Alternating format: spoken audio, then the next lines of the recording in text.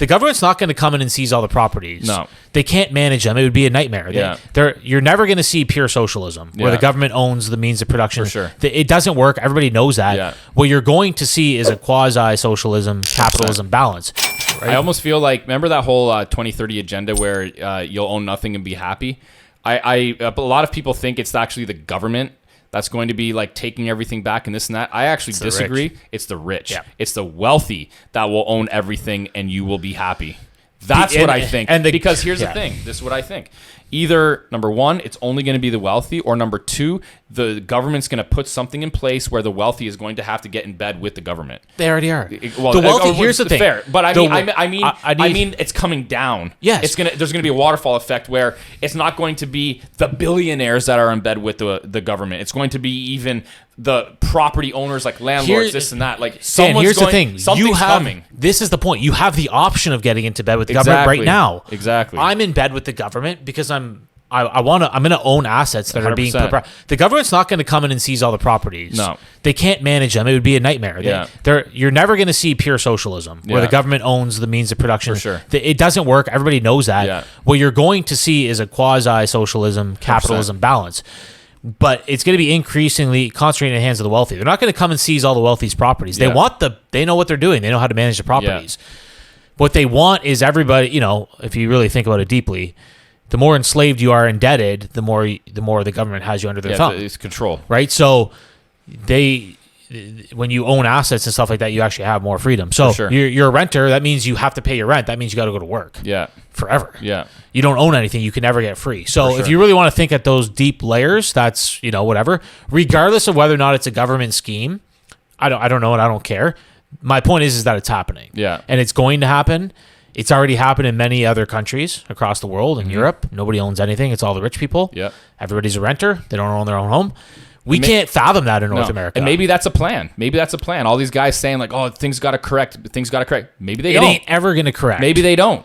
And maybe that's the goal of it never correcting. Yeah. Because if it does correct, it offers people that they don't want owning stuff, or at least at scale. They want people at scale owning certain things so that it's those people at scale that they can control to some extent and get in bed with. You don't really have to control the rich people, because it's a small percent. To some extent, but to some extent, like what I'm saying is what you need to do though is control the masses. I agree, but to some extent, you got to think. You don't have to control me because I don't care. Exactly, but you're still going to play their game. Of course, we are still. That's what I'm trying to say. Yeah. If you're playing their game, you're somewhat controlled, and you have to be, because how are you not going to be? You're not going to beat the government. That's what I'm saying. Yes, you're not going to beat the government. You can play with them. Exactly. You can get into bed with them, or you cannot. What I'm trying to say is, by the government controlling the wealthy to some extent, and the wealthy having the masses under their thumb with respect to where they live, rent, as tenants, stuff like that, that inherently, I feel, is somewhat controlling the masses. Agreed. So that's where I'm going with this, yes, right? Yes, yeah. We're saying the same thing in a different way. Yeah. And that, you already see it at the corporate level. For sure. The massive corporations run the world. For sure. 100%. They're pushing the agendas, and the government controls them. For sure. It's a lot easier to control a small number of corporations, right, and wealthy people, than it is that's exactly where I'm getting with it, because exactly, if you look at the corporation side of things, it's the top of the top of the top that is influenced by the governments, right? So if you extrapolate that and break that out, if the majority of people that own housing are wealthy and the up and coming wealthy because of it, it's going to be way easier to pinpoint who those people are. And then it's those people, like I said, control the rest of the people because everybody else has to live somewhere, right? So it's a perfect fucking scheme. It is.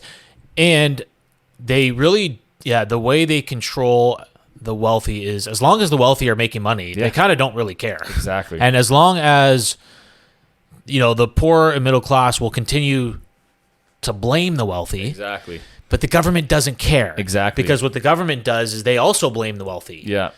And everybody's blaming the wealthy, but the wealthy are like, okay, I'm on my yacht. Blame me all you want. I don't care. You know what I'm saying? Like it doesn't matter. Exactly. And instead of we know it's a facade. It's a facade. It's a game. It's instead of joining the wealthy by just doing the certain things, you continue to complain about it. Yeah.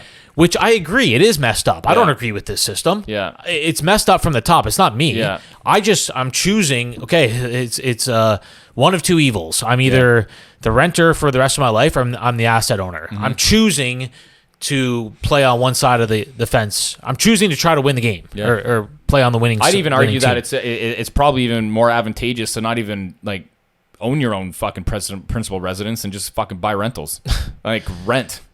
You like know what I mean? Be a renter or own rentals. Own rentals and be a renter. And be a rental. You could argue that. You could argue that. Like, because the capital that you need to buy your principal residence, fuck it, just throw it in a fucking, you know what I mean? Like, I feel like there's a solid 50% argument for that and a solid 50% argument for the other one.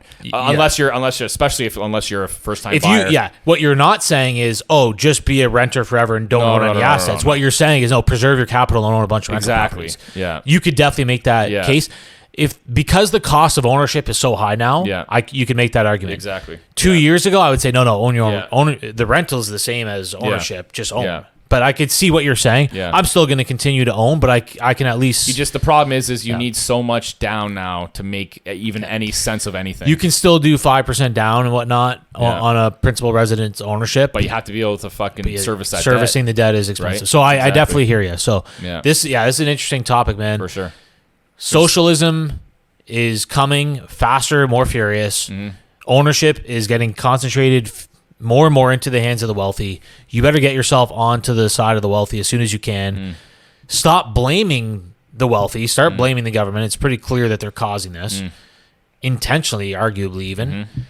And you have to do something about it. You got to make moves. End of story. Yeah. All right, cool.